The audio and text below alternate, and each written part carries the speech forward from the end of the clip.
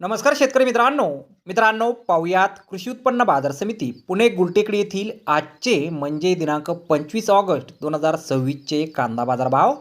चला तर मित्रांनो जाणून घेऊया आज पुणे गुलटेकडी येथे किती कांदा गाड्यांची आवक ही दाखल झाली होती, कुठल्या प्रतीच्या कांद्याला कशा प्रकारे बाजारभाव मिळालेला आहे याबद्दल सविस्तर माहिती.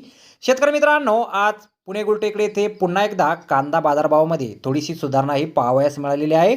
सर्व शेतकरी मित्रांना विनंती आहे की आपला कृषी मित्र या चॅनलला सबस्क्राईब करा व हा व्हिडिओ जास्तीत जास्त शेतकऱ्यांपर्यंत जाऊ द्या, जेणेकरून शेतकऱ्यांना माहिती होईल की कांद्याचे बाजारभाव कशा प्रकारे सध्याला चालू आहेत ते.